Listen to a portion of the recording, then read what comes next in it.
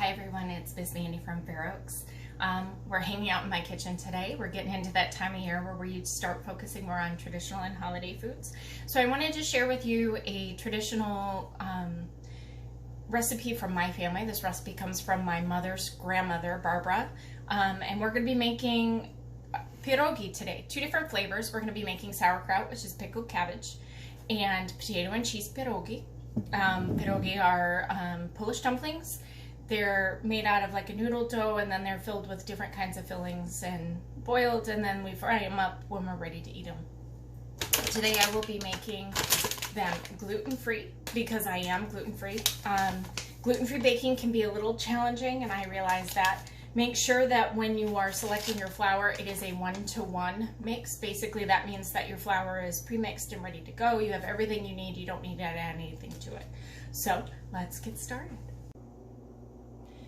Okay, I'm all set up to make my noodle dough. Because this is a noodle dough, it's best to do it either on the counter or in your bowl. And it's always best to use your hands because you can get a feel for what the dough is doing. So I'm just going to take my 3 cups of flour here and make a little well in the middle. See, little hole, little puka right there in the middle. And I'm going to add 3 eggs right into that hole that I've made. Okay. I'm also going to add 1 teaspoon of salt. And we're just going to start mixing this up. You're going to want to break the yolks with your hands as you're doing this, or otherwise those eggs are not going to mix in. Just start mixing that in there. See, that one didn't break right away. Okay. And then I'm going to slowly start adding in 3/4 of a cup of milk to kind of help this form into a dough here.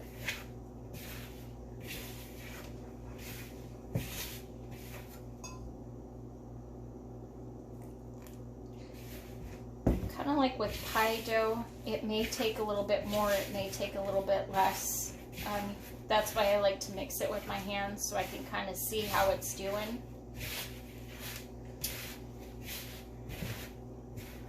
It may need a little more milk because I don't know if this is going to do it. Let's see.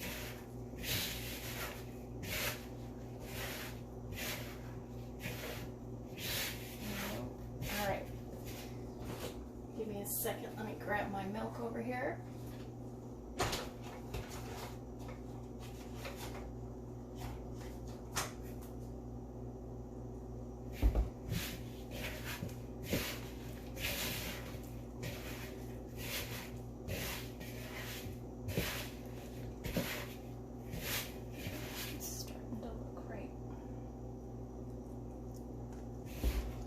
Basically just want to mix it until it forms one lump of dough in the middle.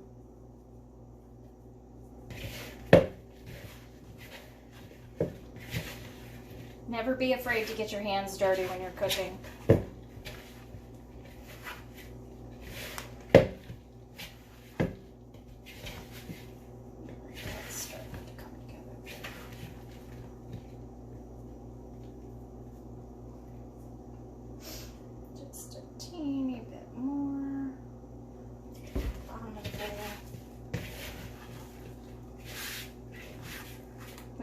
Dry pieces in there, that's what we're looking for.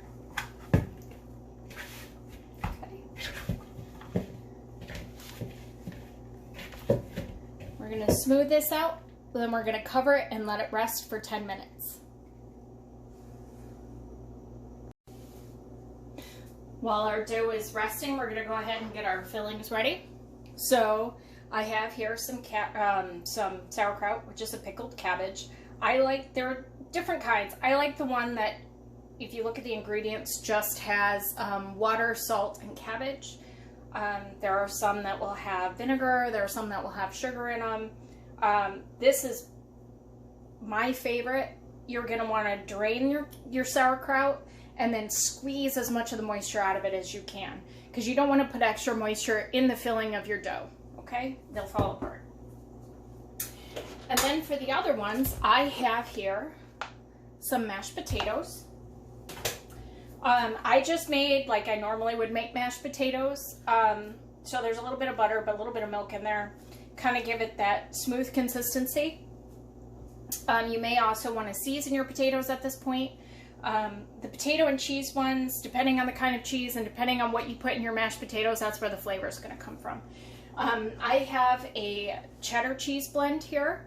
My grandmother also used to use sometimes cottage cheese. It all depends on your flavor profile, what you really want with that. So I've got about 5 or 6 Yukon Gold potatoes that I cut up and I mashed. When you're doing potatoes, after you cut them up, you're going to want to rinse them really good or soak them in water. That gets rid of all that extra starch that came out when you cut them up, and it'll help keep your pot from overboiling when you're cooking your potatoes. So to my mashed potatoes, I've added a cup of cheese, and I'm going to add 1 egg. That's going to help it all bind together. Again, make sure you break the yolk, or otherwise it's not going to mix in there. And you know me by now. I'm going to get my hands in there and just mix this all up. Mostly because I want to make sure I feel how it's mixed together. That and, you know, cooking should be fun. And I think it's fun to get all gooey, I guess. I don't know. Alright, so now that our fillings are done, we're going to let these sit here for a few minutes and wait for our dough. So now our dough is well rested. We're going to need a rolling mat, or you can do it on your counter. I'm just using one of my cutting mats, a rolling pin, some extra flour for that, and you're going to need a round cutter. I don't have one at the moment, so I'm just going to use a glass. You want it to be about 3 inches. And then, of course, our magic dough glue, also known as water. So I'm going to work in small batches.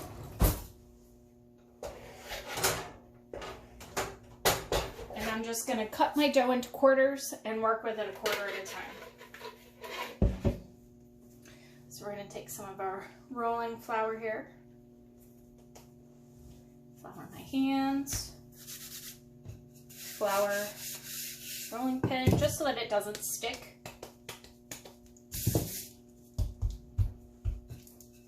And we're going to start rolling this out. Add as much flour as you need to your rolling. You just want it to not stick to the surface or anything else. And you're going to want to get this as thin as you can.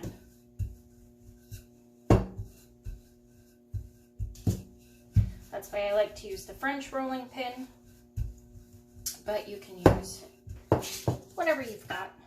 No big deal.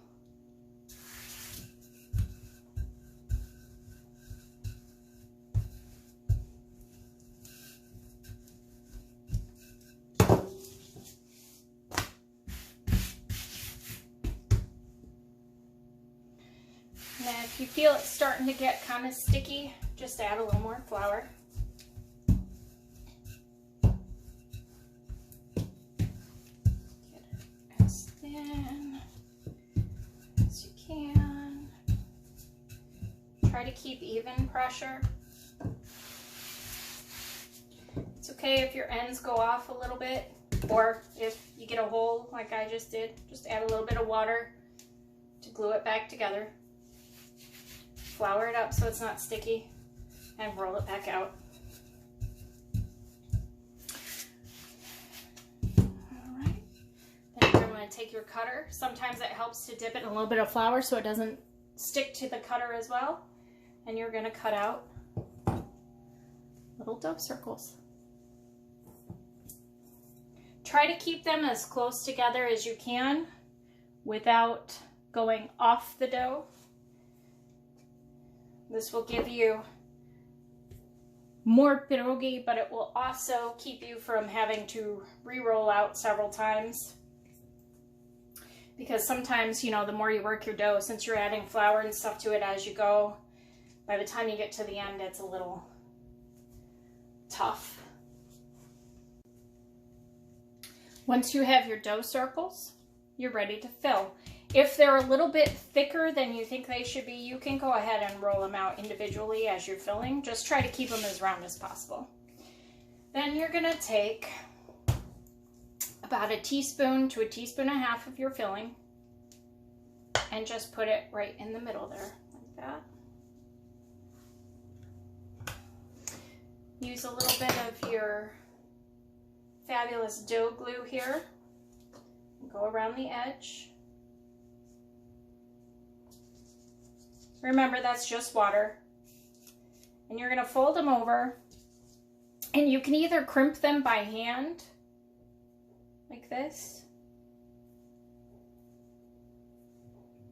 or you can use a fork and just go around the edge like this. Basically, you just want to make sure that the edges are going to stick together. So there's a potato one.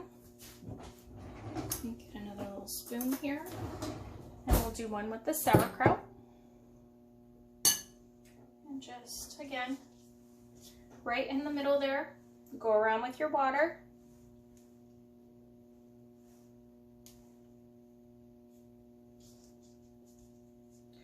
Fold it over. And crimp the edges. Sometimes I personally think it's better to use a fork because I'm not very good at the edge crimping part. But it just forms a really nice seal around the edge. Now at this point, there are two things you can do.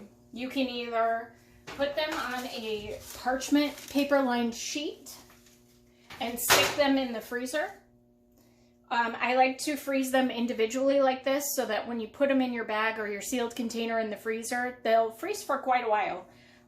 But you don't have to take the whole thing out and use it at once. You can take a few out, like if it's just you and you only want, you know, 3 or 4, you can take 3 or 4 out, thaw them out, and cook them up then. Or you can go ahead and boil these babies up and then fry them. Okay guys, once we get all of our filling done, we're gonna go ahead and boil some water and just put these right in here. They're gonna boil for about 10 minutes or so. You'll be able to tell when they're done. They'll start to float. So just put these right in here and let them do their thing. One thing you want to keep in mind is that when you're not working with the dough, you want to keep it covered so that it doesn't dry out. Once you've got all your pierogi boiled, you're going to heat up a pan and put in some butter. Now, traditionally these are fried in butter and onions, but I'm just going to use butter today. Just kind of melt that all around. And then you're going to add your pierogi.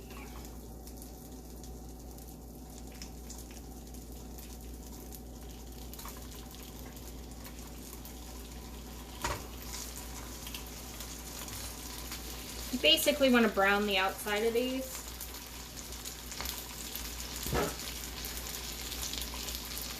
Get that noodle dough nice and crispy.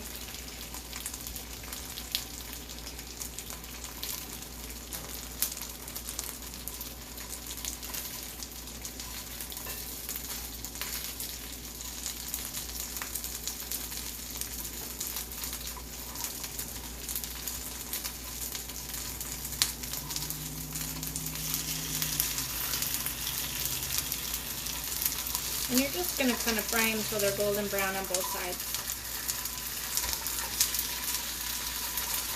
Probably go a little bit longer.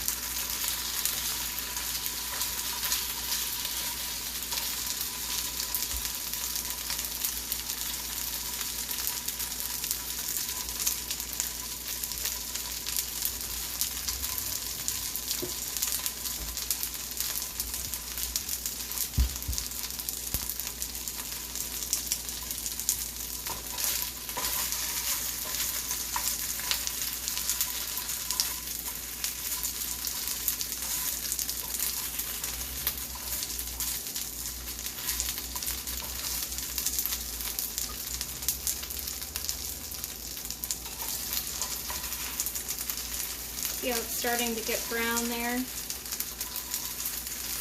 That's what you want.